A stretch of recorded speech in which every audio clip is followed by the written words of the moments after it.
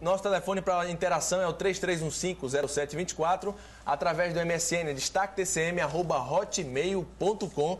E a nossa conversa, a nossa entrevista continua, viu, gente? Olha, chegou uma pergunta do Antônio. Ele traz o seguinte questionamento: moro há 30 anos numa casa através de contrato verbal, mas querem que o inquilino saia da casa para alugar um outro mais caro. É correto, Fabiana? É plenamente correto.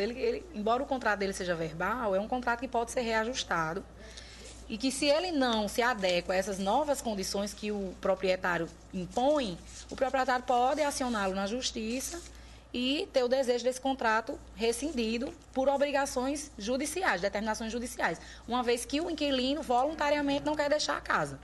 O dono da casa pode querer celebrar novos contratos e impor novos valores para o aluguel. É razoável, né? Mas aí quem vai determinar é a justiça, se ele fica ou não, como vai ficar as provas desse processo. Mas aí a maioria dessas pessoas questiona o uso capião, né? Aí, no caso, ele teria que fazer uma reintegração de posse, não mais uma ação de despejo. Mas a questão também é que a maioria dos contratos escritos, a correção é regida pelo Índice Geral do Preço do Mercado, que é o IGPM. Nesse contrato verbal, não existe um parâmetro de correção. Aí vamos supor que eu pago R$200 de aluguel. Pode ser que esteja até defasado esse valor, mas que o proprietário chegue e queira impor R$500.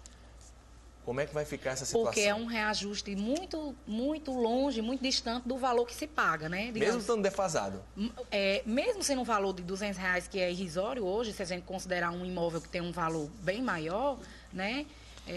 O reajuste ele tem que seguir uma proporcionalidade. Ele não pode dobrar ou triplicar, mesmo estando baixo, né? O proprietário, o locador, tem que entender que, se ele segurou até esse momento um valor baixo, quando ele for reajustar, ele não venha a reajustar de uma maneira que provoque a saída do inquilino, né? Ele tem que utilizar do reajuste, sim, é um direito dele, mas um reajuste proporcional, coerente à realidade do imóvel, né? Da localização, enfim.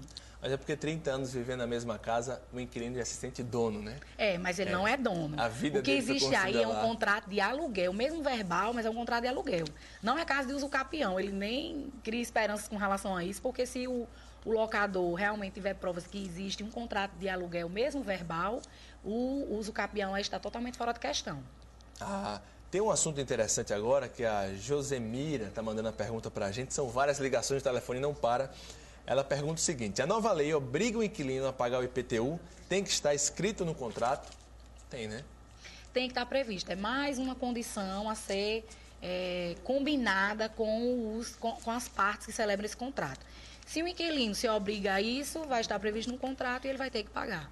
Mas se ele deseja não ter esse ônus, ele pode, conversando isso com o locador, ter essa cláusula no contrato dizendo que não tem a obrigação com imposto sobre o imóvel, enfim, para ficar assegurado de que IPTU não é uma obrigação dele como inquilino. Mas é interessante que ele deixe isso expresso no contrato para ficar assegurado, né? Isso pode ser acordado, né? Tudo pode ser acordado. Trata-se de contrato privado, né? Olha, para o locatário, uma dica é que você pegue o preço do IPTU, dilua nas 12 prestações e já faça o contrato com o valor embutido. E deixa aí a responsabilidade do IPTU, que é sua, na verdade, ao pé da letra vai ser sua responsabilidade. Se ele não pagar, você vai, de uma forma ou de outra, ter que reparar mesmo esse valor e vai ficar tudo tranquilo. Agora, o Laudimar, quem vale mais, contrato escrito ou verbal? Não existe um peso. Tem como mensurar, né? É natural a gente dar uma maior seriedade ao contrato formal, assinado, documentado, porque este é melhor de ser discutido futuramente, se formos às portas do judiciário.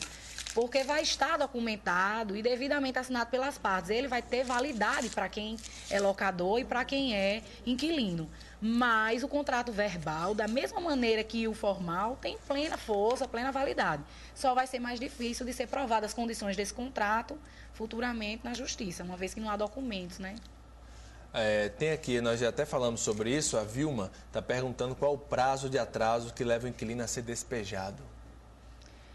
Olhe, ele estando inadimplente, atrasou o locador pode acioná-lo na justiça e pedir o despejo.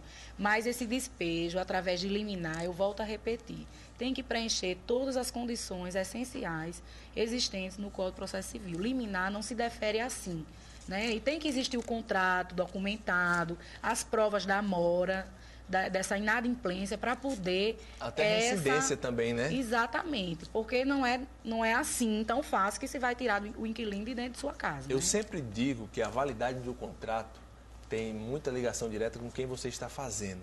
Existe muita questão do bom senso, da procedência, da questão do respeito, né? Ambas as partes. Então, se você é um locador que paga em dias, se você é uma pessoa que cumpre as suas responsabilidades e assume, você não será prejudicado de nenhuma forma com a nova lei do inquilinato, em nenhuma situação.